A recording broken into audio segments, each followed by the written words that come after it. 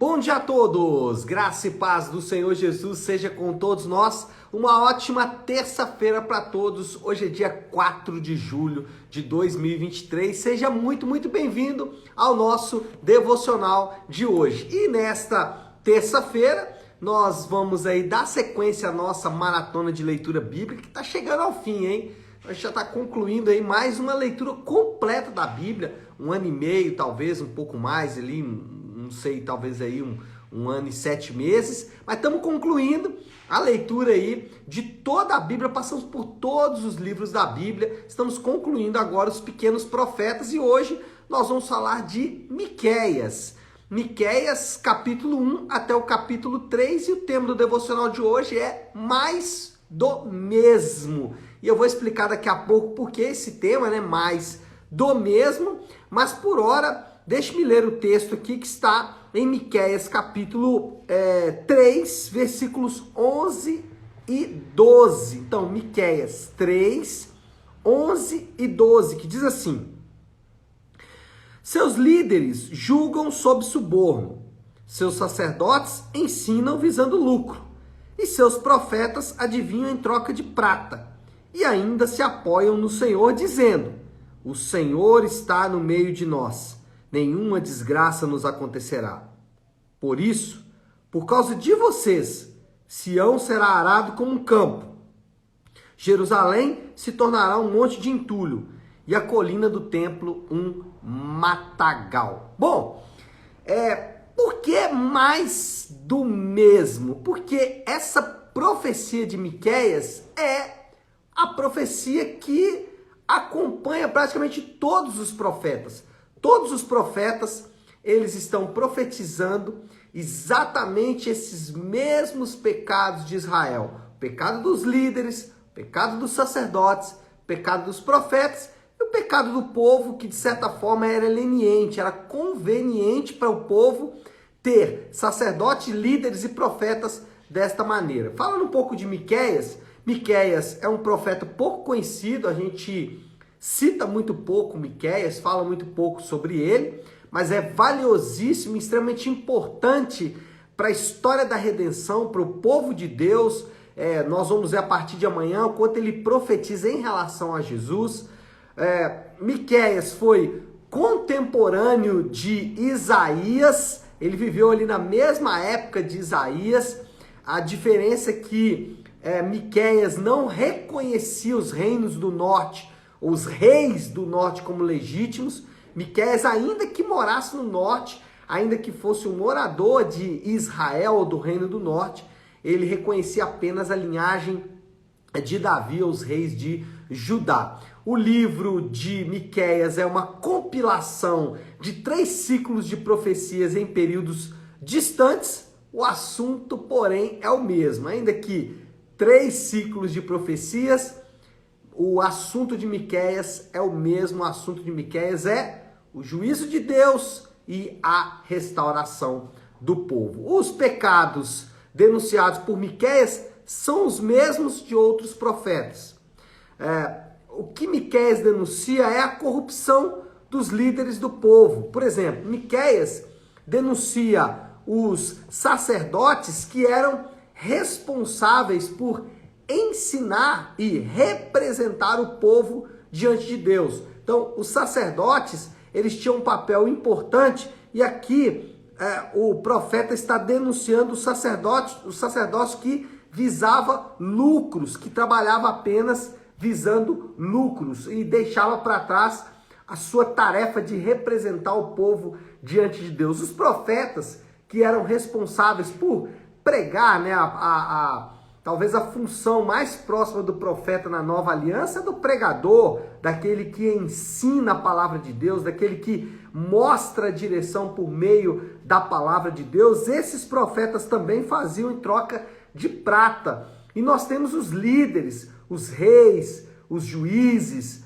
os legisladores, de maneira geral, aqueles que conduziam os rumos da nação. Esses homens, como o profeta diz aqui, julgam por suborno, julgam sob suborno. Então, essas denúncias, elas são as mesmas que Isaías vai fazer, depois Jeremias e tudo mais.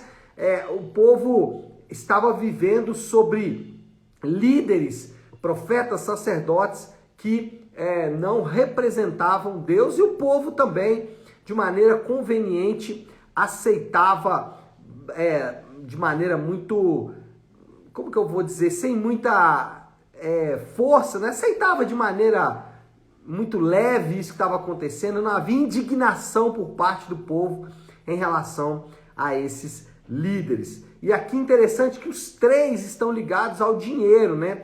Tanto os líderes que aceitam suborno, os sacerdotes que visam lucro e os profetas que adivinham em troca de prata, os três na mesma condição, a questão do dinheiro. E no Novo Testamento nós somos advertidos, né, sobre o amor ao dinheiro. Paulo chega a dizer que o amor ao dinheiro é a raiz de todos os males, e todos os ídolos eles são perigosos, né? Sejam os ídolos no sentido de outros deuses, deuses falsos, até coisas boas que podemos idolatrar, como família, como saúde, sexo, outras coisas mais. Mas se tem um ídolo que exige a nossa atenção, é o dinheiro. O dinheiro, ele tem a capacidade de causar a idolatria nas pessoas, e aí não vou nem só dizer o dinheiro, né? O coração das pessoas também amam, mas falando aqui do dinheiro propriamente, tanto aqueles que têm muito dinheiro podem idolatrar o dinheiro, não ter pânico, pavor de perder o dinheiro, né? De ficar pobre, alguma coisa assim, e aí eles fazem de tudo, ou fazem das coisas mais abomináveis para manter o seu dinheiro. Então é muito grave quando isso acontece, mas o dinheiro também pode suscitar a idolatria em pessoas que não têm dinheiro, e eles pensam o seguinte: bom, se eu tiver muito dinheiro, a minha vida vai ser bem diferente, e aí ele começa a fazer coisas extremamente questionáveis por causa do dinheiro. Então, aqui em Miqueias, percebemos claramente o dinheiro como um problema, somos advertidos sobre o problema do dinheiro, e é algo realmente que a gente deve vigiar com alguma clareza, com alguma força, com alguma atenção maior. Segunda questão aí levantada na profecia de Miqueias é que Deus, ele julga a maldade humana. O versículo 12 fala isso, né? Por isso, ou seja, por causa dessa questão envolvendo aí os líderes, os sacerdotes, os profetas ligados ao dinheiro, por causa disso, o profeta diz: por isso, por causa de vocês, Sião será arado como um campo, Jerusalém se tornará um monte de entulho e a colina do templo um matagal. Obviamente aqui mostrando um juízo de Deus que virá sobre aqueles indivíduos, virá sobre a nação de Israel. O ponto é dizer que Deus não vai deixar nenhum pecado imune. Deus não vai deixar, aliás, imune não, impune, né? Deus não vai deixar nenhum pecado impune. Ele vai punir o pecado de todos aqueles que agirem com maldade. Nenhum pecado passa ileso, todos os pecados serão punidos. Ou você está em Cristo e esses seus pecados são punidos em Jesus, ou você vai ter que pagar por eles. E aqui mostra claramente isso, a questão de Deus realmente julgando a maldade humana. Agora, o juízo de Deus, ou o juízo da parte de Deus, pode ser refreado com a mudança de comportamento. O juízo, aqui nesse caso especialmente, era uma profecia, ou seja, aquilo ainda não havia acontecido, havia possibilidade de refrear, ou a possibilidade de mudar essa sentença se o povo mudasse o seu comportamento. E quando a gente olha, por exemplo, o estado do nosso país, do Brasil, muita similaridade com a própria situação de Israel, né? Um povo extremamente religioso, um povo que amava o Senhor, um povo que crescia em graça, mas que foi se perdendo, e aqui no caso de Miqueias, se perdendo por causa do dinheiro, e é chamado ao arrependimento por parte de Deus. Devemos olhar com isso aí com bastante cuidado, porque tem muita similaridade com o próprio momento do nosso país. E há esperança com a mudança de comportamento, há esperança se ouvirmos a voz de Deus e mudarmos o nosso comportamento. Quando a gente olha a maldade, nós somos chamados sim né, a indignação contra a maldade. Todos os crentes são chamados a se indignar quando veem que a maldade prospera, que a maldade cresce, que a palavra de Deus é deturpada. Então você tem ali, né, os líderes, na nação de Israel você tem os líderes, os políticos, os reis, os juízes que estão corrompidos, você tem os sacerdotes e os profetas. Os profetas talvez fosse a última reserva moral na nação, e mesmo eles se entregando, é desanimador, né? Israel podia olhar para aquele quadro e falar, poxa, onde está a nossa esperança? Um povo leniente, um povo que aceita a maldade, um povo que aceita o mal, que ouve o discurso do mal e não se toca que aquele é um discurso de maldade, né?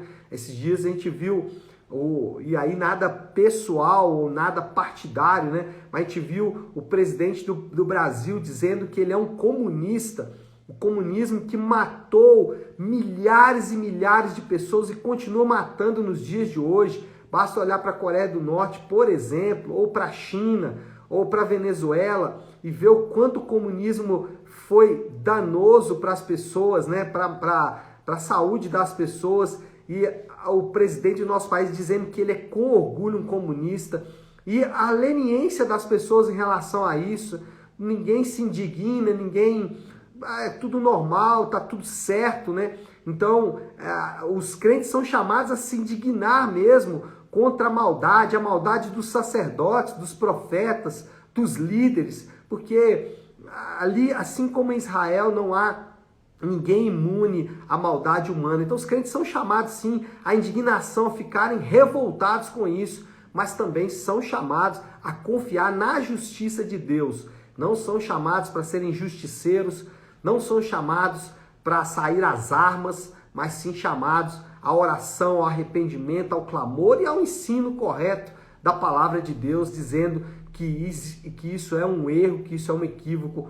Esse é o nosso chamado. Bom, em terceiro lugar, então, vimos aí que a corrupção dos líderes e do povo, o Deus julga a maldade humana. Em terceiro, a profecia serve para despertar o nosso coração para voltar-se para o Senhor. A profecia deve nos levar à reflexão de nossas atitudes. Devemos, numa manhã como essa, meditando nessa palavra, pensarmos um pouco na maneira como lidamos com o pecado. Como lidamos com o pecado? Será que a gente é daqueles que falam, isso não tem nada a ver, isso é muito radical, não é dessa forma, Deus não é assim, Deus é amor, Deus ele é leniente, Deus ele é... Não. Como que somos chamados a lidar com o pecado? Ainda que Deus seja tudo isso, amoroso, paciente, misericordioso, mas como ele nos chama a lidar com o pecado? Será que estamos chamando o pecado de doença? Será que estamos normatizando o pecado? Não é assim mesmo, vivemos numa geração diferente. Olha só para você ver, o livro de Miqueias foi escrito há quase 700 anos antes de Cristo, 700 anos antes de Jesus nascer. Nós estamos falando aí em torno de 3.000 anos atrás.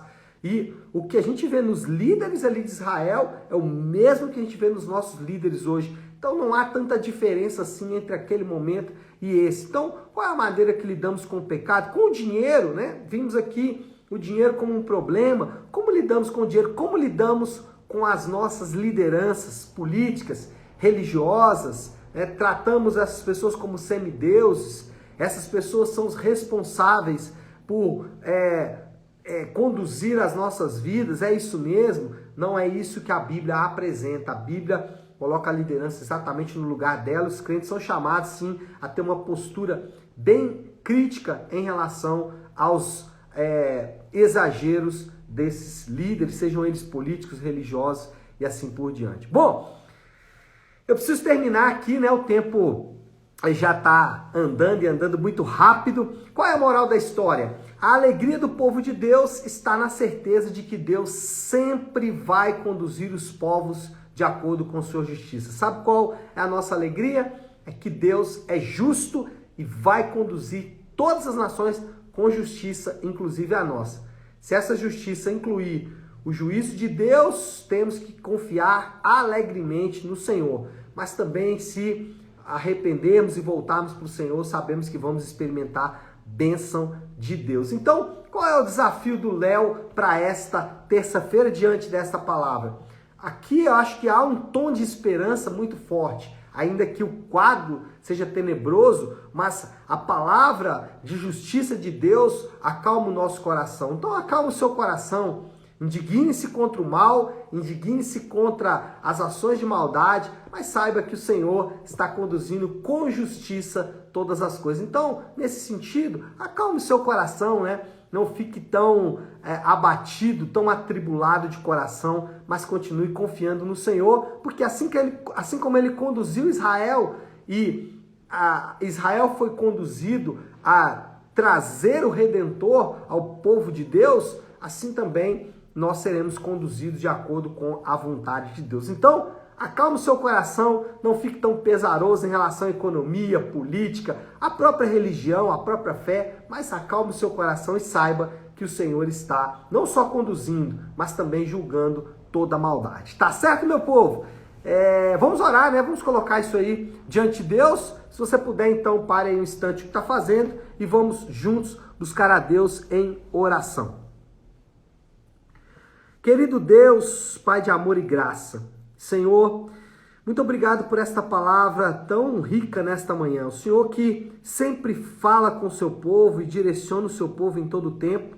Hoje somos chamados a confiar na sua justiça e também mudar o nosso próprio comportamento. Vimos que os líderes de Israel, os sacerdotes, os profetas, eles estavam pecando contra o Senhor e isso trouxe juízo para a nação. Da mesma forma, Pai, olhamos para o nosso país e vemos quantos nossos líderes também estão na mesma direção. A nossa palavra nessa manhã é de indignação contra essa situação, mas também, Senhor Deus, é de arrependimento e de confiança de que o Senhor é justo e vai fazer justiça, não deixando que nenhum pecado saia impune. Essa é a nossa esperança e a nossa alegria. A nossa alegria está no fato de que o Senhor está conduzindo as coisas e que o Senhor é justo juiz que vai fazer justiça em todo o tempo. Assim oramos e o fazemos em nome de Jesus. Amém. Amém, meu povo? Bom, então é isso. Nós vamos ficando por aqui. Que Deus te abençoe. Uma ótima, uma excelente terça-feira para todos. Fiquem com Deus.